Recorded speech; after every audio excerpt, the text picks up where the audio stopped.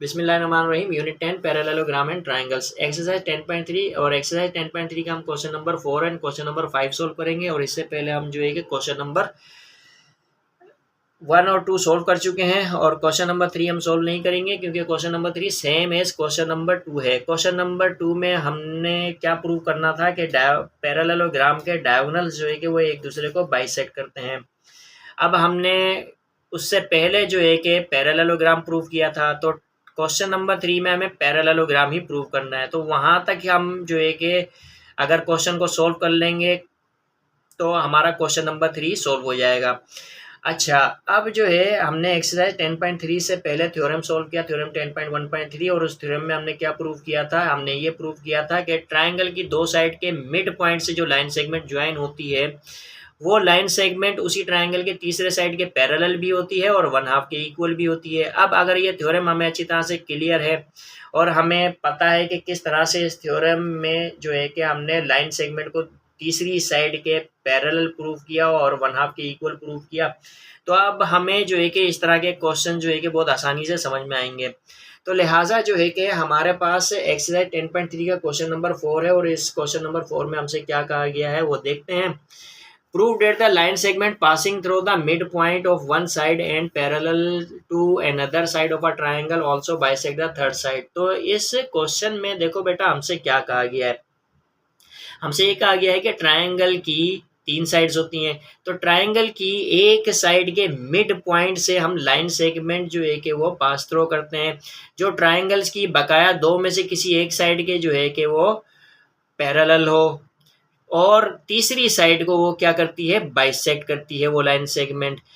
ठीक है, तो हमें बताना है मिड पॉइंट। किस तरह से? मैं इस क्वेश्चन की पहले फिगर बनाता हूँ, फिर उसके बाद आपको दोबारा समझाता हूँ।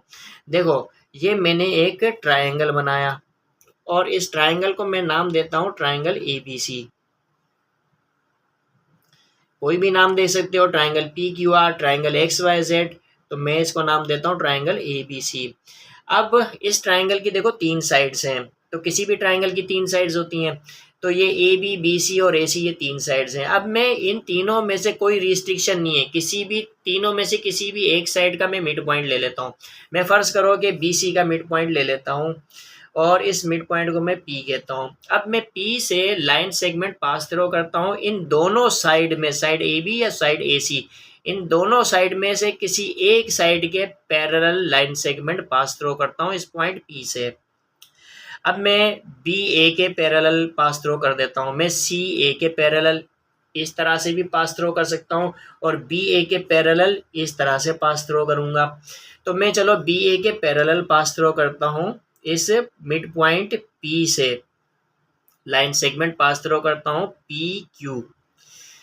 जो तीसरी साइड AC को क्या करेगी? बाइसेक्ट करेगी, ये हमें प्रूव करना है। अब देखो, अगर ये लाइन सेगमेंट PQ इस AC को बाइसेक्ट करती है तो Q जो होगा वो क्या होगा? इस AC का मिड पॉइंट होगा। अच्छा, अब जो है कि मैं यहाँ देखता हूँ कि हमें क्या गिवन है, तो हमें यहाँ ये प्रूव करना है कि Q is the mid point of AC। तो क्या गिवन है? इन ट्राइंगल ABC, तो ट्राइंगल ABC में P जो है वो मिड पॉइंट है BC का, ये हमें गिवन है। P is the mid point of BC। P mid point है BC का। अब देखो, अगर P BC का मिड पॉइंट है तो P भी PC, ये दोनों एक दूसरे के कॉन्ग्रुएंट होंगे, यानी कि P भी कॉन्ग्रुएंट होगा PC के। ठीक है, और जो है कि ये PQ पैरेलल है BA के, यही काम तो हमने किया है। यानी मिड पॉइंट P से हमने जो है कि लाइन सेगमेंट पास थ्रो की, किस तरह से? कि ये किसी भी एक साइड के पैरेलल हो, तो मैंने इसको BA के पैरेलल किया, ये भी हमें गिवन है। एंड PQ पैरेलल है BA के। ठीक है, और जो है कि PQ कट करती है AC को 8 पॉइंट Q पर, and PQ cuts AC at Q, ये हमें गिवन है। अच्छा, अब यहाँ पर हमें क्या प्रूव करना है? Q is the mid point of AC। To prove, क्या प्रूव करना है? Q is the mid point of AC, ये हमें प्रूव करना है। अच्छा, अब Q को मिड पॉइंट प्रूव करना है कि इस AC का मिड पॉइंट है ये Q, तो इसके लिए हमें कंस्ट्रक्शन की जरूरत पड़ेगी, तो हम करेंगे,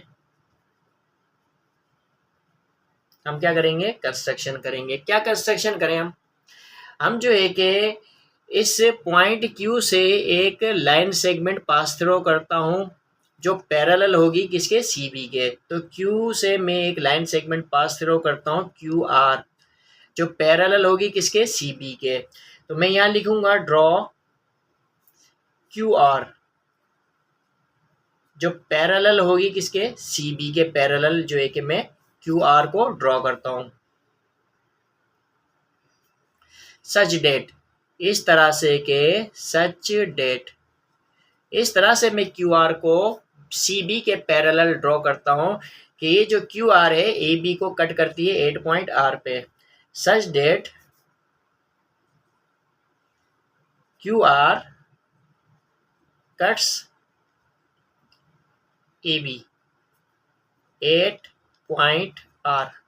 ठीक है, अब हमें Q को मिड पॉइंट प्रूव करना है कि Q is the mid point of AC है। तो इसको प्रूव करने के लिए हम यहाँ पे सबूत देंगे, यानी प्रूफ। अब यहाँ पर लिखेंगे हम स्टेटमेंट्स। अब सबूत देने के लिए हमें जो भी बयानात देंगे, हम जो भी स्टेटमेंट्स देंगे, उसका हम रीज़न भी बताएंगे।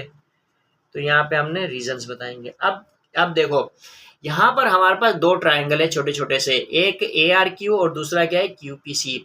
अब मुझे अगर जो एक Q प्रूव करना है कि ये जो पॉइंट Q है ये AC का मिड पॉइंट है, तो मुझे उसके लिए इन दोनों ट्रायंगल्स को कॉन्ग्रुएंट प्रूव करना होगा, यानी ट्रायंगल ARQ और ट्रायंगल QPC, इन दोनों ट्रायंगल्स को कॉन्ग्रुएंट प्रूव करना होगा।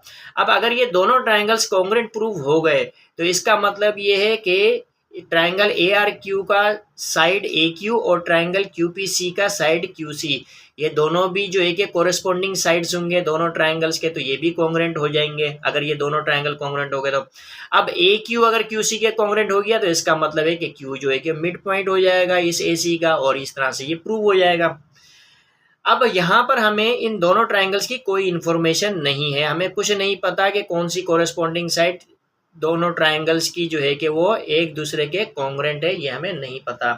तो इसके लिए हम इस क्वाड्रिलेटरल BPQR की हेल्प लेंगे।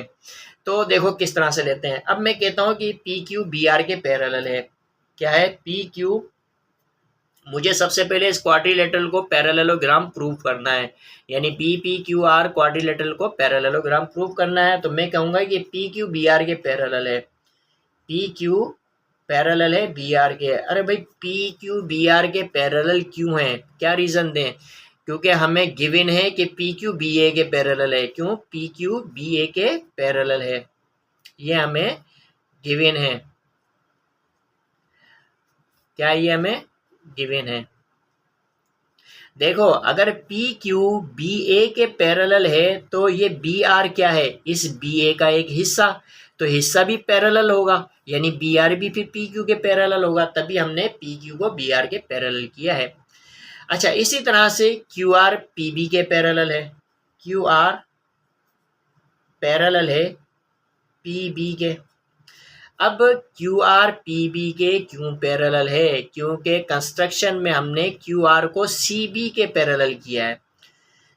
QR पैरेलल है CB के। कैसे पता? कंस्ट्रक्शन में हमने ये काम किया था, देख लो। कंस्ट्रक्शन में QR CB के पैरेलल हमने किया था। ठीक है, तो PB क्या है? CB का पार्ट है। तो जब QR CB के पैरेलल है तो ये जो CB का पार्ट PB है, ये भी तो जो है कि QR के पैरेलल होगा, तभी QR PB के पैरेलल लिखा है हमने। अच्छा, अब देखो, QR PB के पैरेलल है और PQ BR के पैरेलल है, तो ऑपोजिट साइड्स पैरेलल हैं, तो लिहाजा BPQR क्या हो गया? एक पैरेललोग्राम। तो यहाँ पर लिखेंगे लिहाजा BPQR इज अ पैरेललोग्राम। किस बेस पे कह सकते हैं कि ऑपोजिट साइड्स हमने जो है कि वो क्या है पैरेलल यहाँ पर प्रूव की। तो हम यहाँ पे लिखेंगे ऑपोजिट साइड्स आर पैरेलल। अब देखो अगर BPQR पैरेललोग्राम है तो इसका मतलब ये हुआ कि फिर ये QR PB के कॉन्ग्रेंट है। ठीक है, ये जो QR है PB के। अब देखो अगर कोई भी क्वाड्रिलेटरल पैरेललोग्राम होता है तो पैरेललोग्राम की प्रॉपर्टी ये होती है कि फिर उसकी ऑपोजिट साइड्स कॉन्ग्रेंट भी होती हैं। तो लिहाजा QR PB के कॉन्ग्रेंट है। तो हम यहाँ पे लिखेंगे QR कॉन्ग्रेंट है किसके? QR PB के कॉन्ग्रेंट है। क्या लिखे यहाँ पे? Opposite sides of parallelogram. Reason में क्या लिखे? Opposite sides of parallelogram. ठीक है, ये दोनों क्या है? ऑपोजिट साइड है पैरेललोग्राम की, तो लिहाजा ये दोनों एक दूसरे के कॉन्ग्रेंट भी होंगी। अब देखो अगर QR PB के कॉन्ग्रेंट है तो फिर PB किसके कॉन्ग्रेंट है? PC के। तो यहाँ पे लिखेंगे बट PB जो है वो कॉन्ग्रेंट है किसके?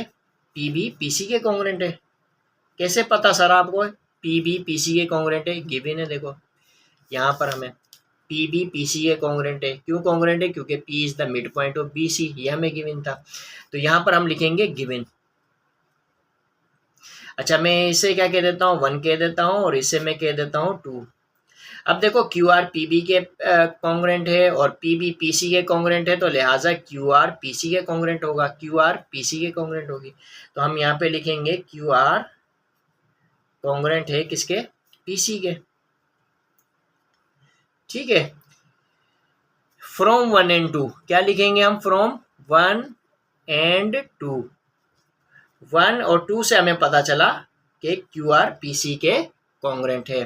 ठीक है, यानी कि ट्रायंगल ARQ और ट्रायंगल QPC में QR और PC ये दोनों कॉरेस्पॉन्डिंग साइड्स हैं। ये जो है कि हमने यहाँ पर देख ली कि कॉन्ग्रेंट है, तो ये तो हमें पता चल गया। अब देखो यहाँ पर इस एंगल को मैं एंगल 1 नाम देता हूँ, इस एंगल को मैं एंगल 2 और इस एंगल को मैं एंगल 3 और इस एंगल को एंगल 4। अब अगर मुझे एंगल 1 और एंगल 2 भी पता चल जाए और एंगल 3 और एंगल 4 भी पता चल जाए और ये साइड QR और PC ये तो हमें पता चली गई है कॉन्ग्रेंट है, तो हम इन दोनों ट्राइंगल्स को कॉन्ग्रेंट प्रूव कर सकते हैं। अब देखो यहाँ पर जो है कि हमें समझना है कि ये एंगल 1 एंगल B के कॉन्ग्रेंट है। मैं पहले लिख देता हूँ कि एंगल 1 कॉन्ग्रेंट है एंगल B के। अब एंगल 1 एंगल B के क्यों कॉन्ग्रेंट है? देखो अगर हमारे पास दो पैरेलल लाइंस हैं और ये जो है कि हमारे पास क्या है? ट्रांसवर्सल है, तो फिर ये वाला एंगल और ये वाला एंगल छोड़ दो और ये वाला एंगल, तो ये दोनों एंगल्स जो होंगे वो क्या होंगे? इसको एंगल A कह देता हूँ, इसको एंगल B कहता हूँ। ये दोनों क्या होंगे? कोरेस्पॉन्डिंग एंगल्स होंगे। तो corresponding angles of parallel lines जो होते हैं वो क्या होते हैं? कॉन्ग्रेंट होते हैं। तो लिहाजा एंगल 1 और एंगल B, ये एंगल B ये दोनों क्या है? कॉन्ग्रेंट है। क्यों कॉन्ग्रेंट है? क्योंकि कोरेस्पॉन्डिंग एंगल्स ये RQ और BC ये क्या है? पैरेलल लाइंस हैं। तो लिहाजा एंगल 1 और एंगल B क्या है? कोरेस्पॉन्डिंग एंगल से। तो यहाँ पे लिखेंगे corresponding angles of parallel lines, ये रीजन लिख देंगे बस सिंपल। इसी तरह से एंगल 2 और एंगल B ये भी जो है कि वो कॉन्ग्रेंट, इसको मैं 1 का, इसको मैं 3 का नाम दे देता हूँ। इसी तरह से एंगल 2 और एंगल B ये भी कॉन्ग्रेंट है। एंगल 2 और एंगल B ये दोनों एंगल्स भी क्या है? कॉन्ग्रेंट है। इसको मैं 4 कह देता हूँ। क्यों? क्योंकि ये दोनों भी कोरेस्पॉन्डिंग एंगल्स है, तो ये भी कॉन्ग्रेंट होंगे। तो यानी कि सेम रीजन में यहाँ पर लिखूंगा एंगल 2 और एंगल B इन दोनों की कॉन्ग्रेंसी के लिए भी। ठीक है, अब देखो एंगल 1 एंगल B के कॉन्ग्रेंट है, एंगल 2 भी एंगल B के कॉन्ग्रेंट है, तो इसका मतलब ये हुआ कि फिर एंगल 1 एंगल 2 के कॉन्ग्रेंट है। एंगल 1 कॉन्ग्रेंट है एंगल 2 के। ठीक है, क्यों? फ्रॉम, क्या रीजन लिखेंगे? From 3 and 4। तो 3 और 4 से ये पता चला हमें के एंगल 1 एंगल 2 के कॉन्ग्रेंट है। तो क्यू आर पी सी के कॉन्ग्रेंट है, पहले ही प्रूव कर चुके हैं। एंगल 1 एंगल 2 के कॉन्ग्रेंट है, ये हमने अभी प्रूव किया। तो अब हम दोनों ट्राइंगल्स की कोरेस्पोंडेंस देखते हैं, triangle A R q, triangle Q P c. तो now in triangle A R Q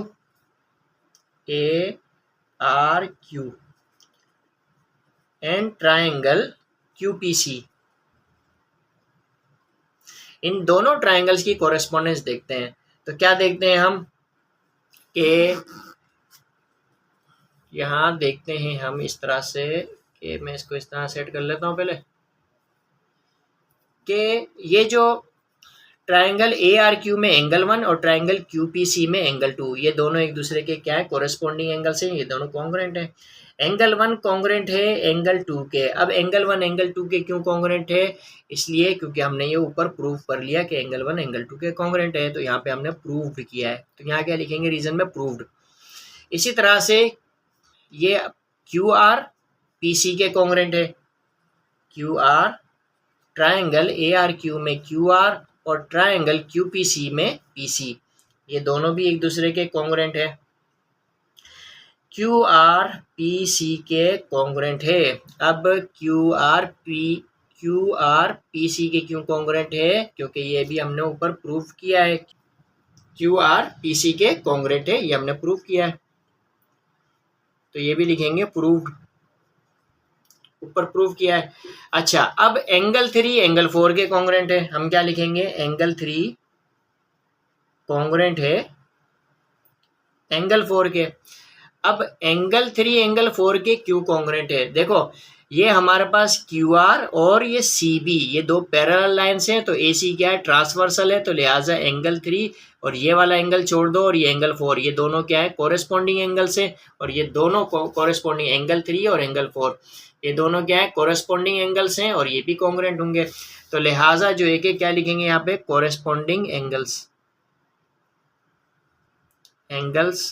corresponding angles of parallel lines। तो corresponding angles of parallel lines भी जो है वो क्या होते हैं, कॉन्ग्रेंट होते हैं। लिहाजा हम देख सकते हैं कि एंगल 1 एंगल 2 के कॉन्ग्रेंट है, क्यू आर पी सी के कॉन्ग्रेंट, एंगल 3 एंगल 4 के कॉन्ग्रेंट। तो एंगल साइड एंगल की बेस पर हम कह सकते हैं कि ट्राइंगल ए आर क्यू और ट्राइंगल क्यू पी सी, ये दोनों ट्राइंगल्स कॉन्ग्रेंट है। तो लिहाजा जो है कि triangle A R Q congruent है ट्राइंगल क्यू पी सी के। Triangle A R Q P C के क्यों कॉन्ग्रेंट है, एंगल साइड एंगल की बेस पर, यहां पे लिखेंगे एंगल साइड एंगल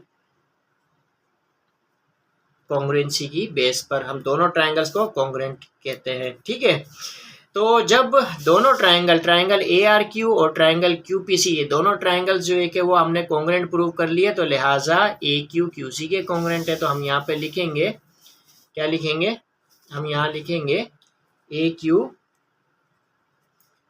कॉन्ग्रेंट है क्यू सी के, ए क्यू क्यू सी के कॉन्ग्रेंट है। तो जब ए क्यू क्यू सी के कॉन्ग्रेंट है तो फिर क्यू क्या हो गया, मिड पॉइंट हो गया। तो अब हम यहाँ पर लिखेंगे बाय कॉन्ग्रेंस ऑफ ट्राइंगल,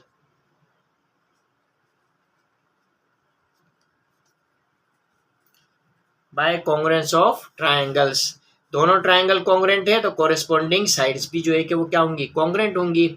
तो लिहाजा अब हम कह सकते हैं कि ए क्यू क्यू सी के कॉन्ग्रेंट है, ए क्यू क्यू सी के कॉन्ग्रेंट है, तो फिर क्यू क्या हो गया, मिड पॉइंट हो गया। तो हम यहाँ पर लिखेंगे कि हेंस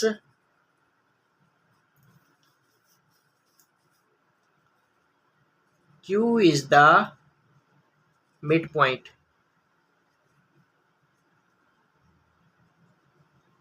ऑफ ए सी। ठीक है, और ये क्या हो गया, प्रूव हो गया। तो इस तरह से हमने प्रूव कर लिया। अब एक्सरसाइज 10.3 का क्वेश्चन नंबर 5 है। इस क्वेश्चन में हमसे क्या कहा गया है, prove that 4 triangles obtained by joining the mid points of the 3 sides of a triangle are all congruent to each other. तो देखो मैं यहाँ पे इस क्वेश्चन को इस तरह समझाता हूँ कि पहले मैं एक ट्राइंगल बनाता हूँ, ये मैंने एक ट्राइंगल बनाया।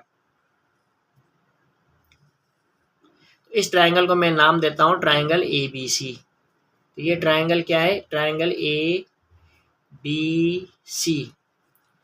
अब इस ट्राइंगल ABC की तीनों साइड के मैं मिड पॉइंट ले लेता हूँ। इसको मैं पॉइंट D कहता हूँ, इससे मैं पॉइंट E कह देता हूँ, और इस मिड पॉइंट को मैं क्या कहता हूँ? पॉइंट F कह देता हूँ।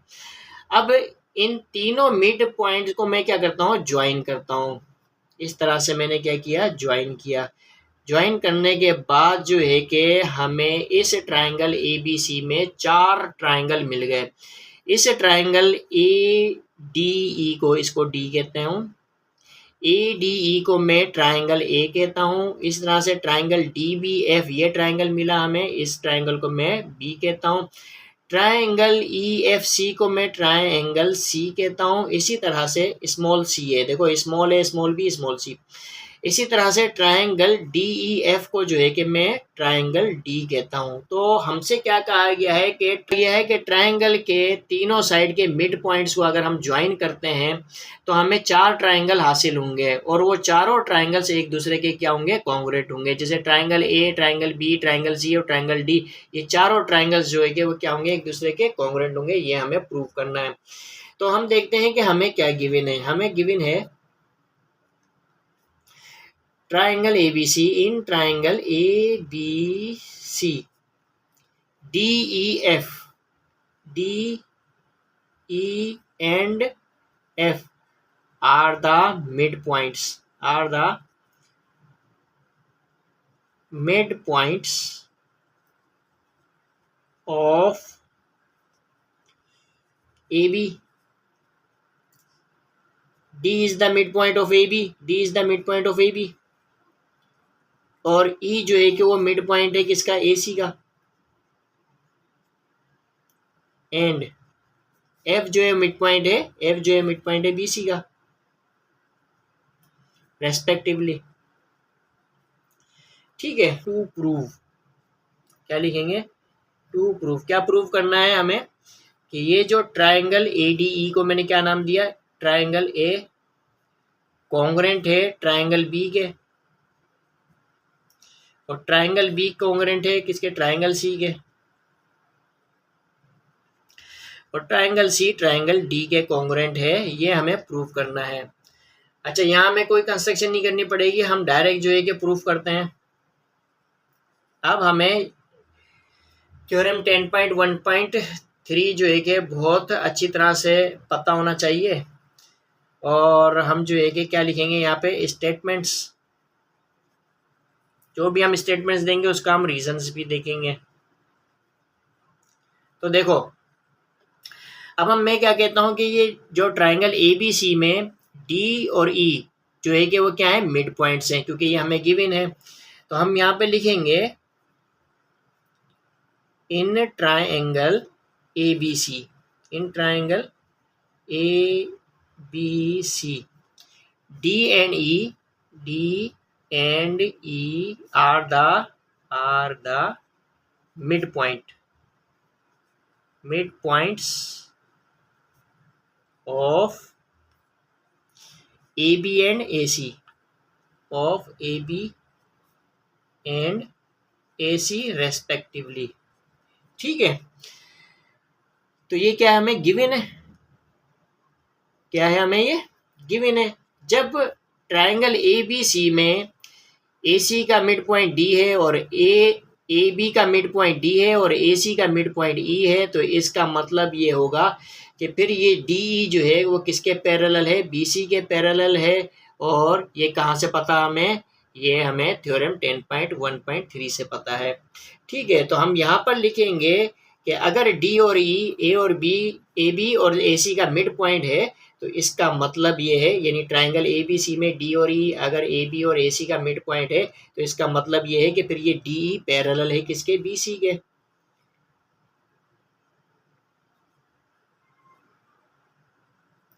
DE BC के पैरेलल है। कैसे पता हमें? बाय थ्योरम 10.1.3 से, बाय थ्योरम 10.1.3 से ये बात पता है हमें। ठीक है बेटा। अब देखो यहाँ पर हमने क्या करना है। यहाँ पर हमें पता है कि पैरेललोग्राम की प्रॉपर्टीज का बहुत अच्छी तरह से पता है। कि किसी भी क्वाड्रिलेटरल को अगर हम पैरेललोग्राम प्रूव कर लें तो उस पैरेललोग्राम का जो डायगोनल होता है वो डायगोनल उस पैरेललोग्राम को दो कॉन्ग्रुएंट ट्राइंगल्स में डिवाइड करता है। अब यहाँ पर देखो, अगर ये ट्राइंगल ABC में आपको चार ट्राइंगल नजर आ रहे हैं, triangle A, triangle B, triangle C, triangle D। अच्छा, अब यहाँ पर जो है कि हम देख सकते हैं ट्राइंगल ABC में हमें क्वाड्रिलेटरल भी नजर आ रहे हैं। क्या आपको क्वाड्रिलेटरल नजर आ रहे हैं? अगर नहीं नजर आते तो मैं आपको दिखाता हूँ कि ट्राइंगल ABC में तीन क्वाड्रिलेटरल हैं, क्वाड्रिलेटरल DBFE और क्वाड्रिलेटरल DFCE और क्वाड्रिलेटरल ADFE।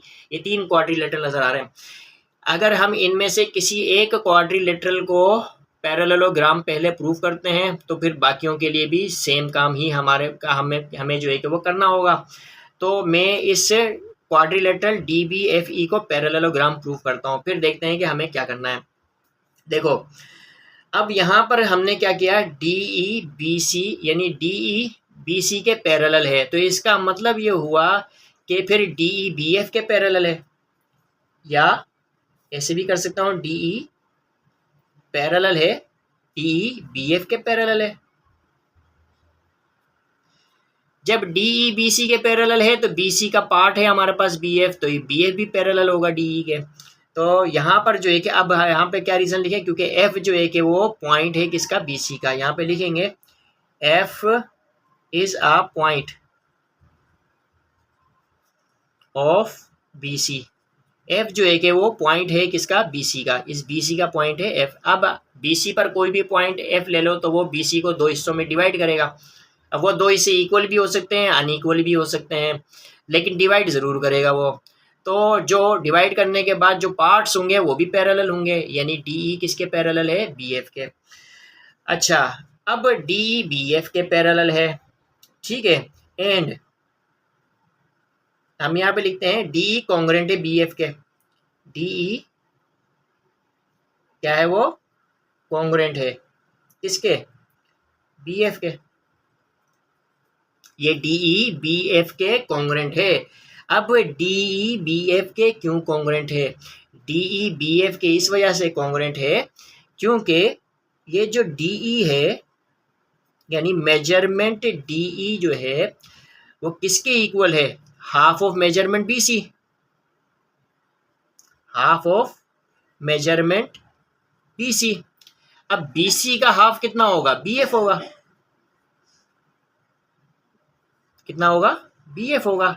जब DE हाफ ऑफ BC है और हाफ ऑफ BC किसके बराबर है, BF के बराबर है, तो इसका मतलब है DE BF के बराबर होगा। तो DE BF के कॉन्ग्रुएंट है। अब देखो, DE BF के पैरेलल भी है, DE BF के कॉन्ग्रुएंट भी है, तो इसका मतलब ये है कि हमने थ्योरम देखा था, थ्योरम 10.1.2, और थ्योरम 10.1.2 में हमने क्या देखा था कि किसी भी क्वाड्रिलेटरल की एक पेयर ऑफ ऑपोजिट साइड्स अगर पैरेलल भी हो और कॉन्ग्रुएंट भी हो तो वो क्वाड्रिलेटरल क्या होता है, एक पैरेललोग्राम होता है। ये हम प्रूव कर चुके हैं थ्योरम 10.1.2 में। तो लिहाजा जो है कि DE BF के पैरेलल भी है, DE BF के कॉन्ग्रुएंट भी है। तो अब हम कह सकते हैं कि DBFE क्या है, एक पैरेललोग्राम है, लिहाजा DBFE is a parallelogram। क्या लिखेंगे, a pair of opposite sides are parallel and congruent। ठीक है, pair of opposite sides parallel भी हैं और कॉन्ग्रुएंट भी हैं, तो लिहाजा DBFE जो है कि वो क्या है, एक पैरेललोग्राम है। अब देखो, अगर DBFE एक पैरेललोग्राम है तो हमें बहुत अच्छी तरह से पता है कि कोई क्वाड्रिलेटरल अगर पैरेललोग्राम होता है तो उसके डायगोनल जो होता है वो दो कॉन्ग्रुएंट ट्राइंगल्स में जो है कि उस पैरेललोग्राम को डिवाइड करता है। तो लिहाजा ये जो ट्राइंगल B और ट्राइंगल D ये दोनों एक दूसरे के कॉन्ग्रुएंट होंगे। तो हम यहाँ पे लिखेंगे ट्राइंगल B कॉन्ग्रुएंट है ट्राइंगल D के। क्या रीजन लिखे, diagonal bisect the parallelogram into two equal या टू कॉन्ग्रुएंट ट्रायंगल्स। तो यहाँ पर हम लिखेंगे, क्या रीजन लिखें, diagonals divides parallelogram into two congruent triangles. तो जो डायगोनल होते हैं, जैसे ये डायगोनल डीएफ है, इसने जो है कि इस पैरेललोग्राम, यानी इसको हम पैरेललोग्राम प्रूव कर चुके हैं डीबीएफई को, तो इस पैरेललोग्राम का ये जो डायगोनल डीएफ है, ये दो कॉन्ग्रुएंट ट्रायंगल्स में जो है कि डिवाइड करता है। ये हम अच्छी तरह से ये हम प्रूव भी कर चुके हैं। क्वेश्चन 10.2 एक्सरसाइज 10.2 के किसी क्वेश्चन में हम ये प्रूव भी कर चुके हैं। ठीक है, तो अब इस तरह से जो है कि हम क्या करते हैं कि इस क्वाड्रिलेटरल डीबीएफई को हम पैरेललोग्राम प्रूव कर चुके हैं और इसका डायगोनल जो है कि दो कॉन्ग्रुएंट ट्रायंगल्स में जो है कि डिवाइड करता है। इसी तरह से क्वाड्रिलेटरल डीएफसीई और क्वाड्रिलेटरल एडीएफई को भी जो है कि हम क्या कर सकते हैं, पैरेललोग्राम प्रूव कर सकते हैं। तो लिहाजा हम यहाँ पर लिखेंगे सिमिलरली। अब सबके लिए जो है कि सेम ही काम करना पड़ेगा, तो हम इतना काम तो करेंगे नहीं, तो हम यहाँ पे लिखेंगे सिमिलरली। क्या लिखेंगे, similarly we can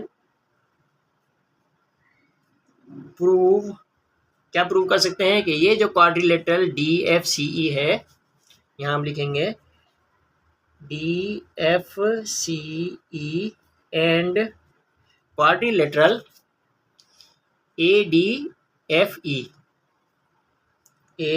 एडीएफई are parallelograms. तो इन दोनों क्वाड्रिलेटरल को भी हम पैरेललोग्राम्स प्रूव कर सकते हैं। किस तरह से, by above process, bye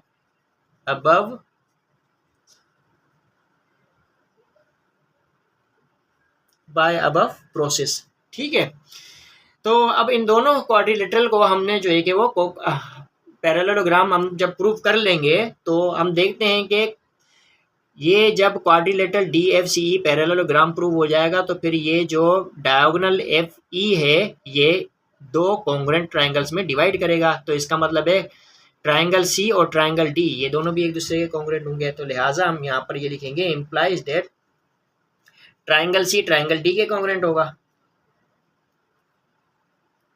and जब हम क्वाड्रिलेटरल एडीएफई को भी जो है कि पैरेललोग्राम प्रूव कर लेंगे, तो क्वाड्रिलेटरल यानी पैरेललोग्राम एडीएफई के अंदर फिर ये जो डीई होगा, ये डायगोनल होगा, ये भी इन दोनों को कॉन्ग्रुएंट ट्रायंगल्स में जो है क्या करेगा, डिवाइड करेगा। तो लिहाजा जो है कि ट्रायंगल ए और ट्रायंगल डी, ये दोनों भी जो है कि क्या हो जाएंगे, कॉन्ग्रुएंट हो जाएंगे। अब हम देखते हैं यहाँ पर ट्रायंगल बी ट्रायंगल डी के कॉन्ग्रुएंट है, ट्रायंगल सी ट्रायंगल डी के कॉन्ग्रुएंट है, और ट्रायंगल ए ट्रायंगल डी के कॉन्ग्रुएंट है। यानी कि ये चारों ट्रायंगल्स जो है कि वो क्या होंगे, एक दूसरे के कॉन्ग्रुएंट होंगे। तो हम यहाँ पर लिखेंगे हेंस ट्रायंगल ए कॉन्ग्रुएंट है ट्रायंगल बी के, और ट्रायंगल बी कॉन्ग्रुएंट है ट्रायंगल सी के, और ट्रायंगल सी कॉन्ग्रुएंट है ट्रायंगल डी के। तो ये हो गया प्रूव्ड। तो इस तरह से हमने जो है कि पांचवा क्वेश्चन भी सोल्व कर लिया। तो यही हमें प्रूव करने को कहा गया था और ये हमने प्रूव कर लिया।